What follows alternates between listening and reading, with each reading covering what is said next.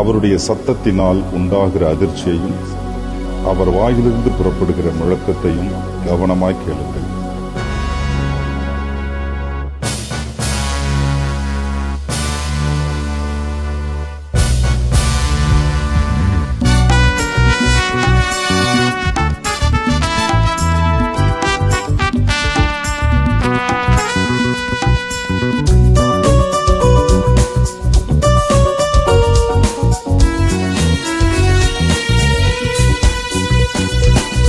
கர்த்தரின் சத்தம் வல்லமை உள்ளது, கர்த்தரின் சத்தம் மகத்துவம் உள்ளது.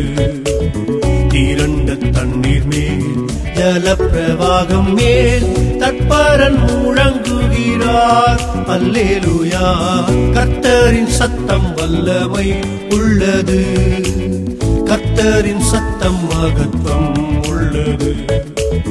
திரண்ட தண்ணீர் மேல் ஜலப்பிரவாகம் மேல் தற்பரன் முழங்குகிறார். அல்லேலூயா. கர்த்தரின் சத்தம் வல்லமை உள்ளது.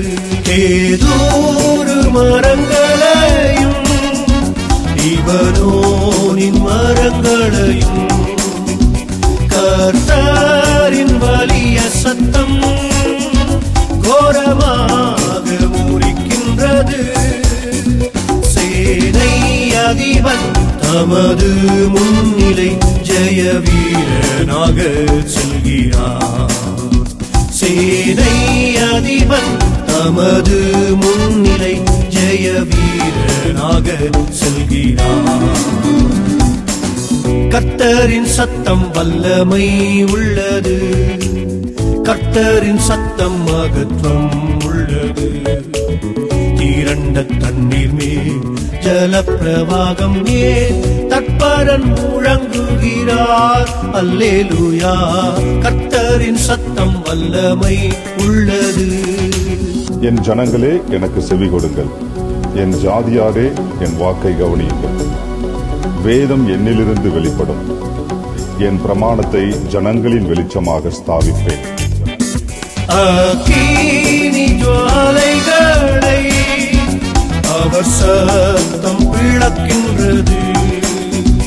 காதேஸ் வனாந்திரத்தை கர்த்தர் சத்தம் அதிர பண்ணும். ராஜாவாகவே கர்த்தர் வீற்றிருப்பார். ராஜரீகம் எங்கும் ஜொலிக்கும்.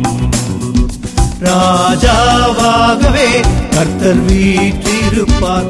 ராஜரீகம் எங்கும் ஜொலிக்கும். கர்த்தரின் சத்தம் வல்லமை உள்ளது, கர்த்தரின் சத்தம் மகத்துவம் உள்ளது. திரண்ட தண்ணீர் மேல் ஜலப்பிரவாகம் மேல் தற்பரன் முழங்குகிறார். அல்லேலூயா. கர்த்தரின் சத்தம் வல்லமை உள்ளது.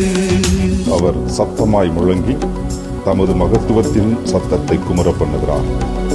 அவருடைய சத்தம் கேட்கப்படும் போது அதை தவிர்க்க முடியாது.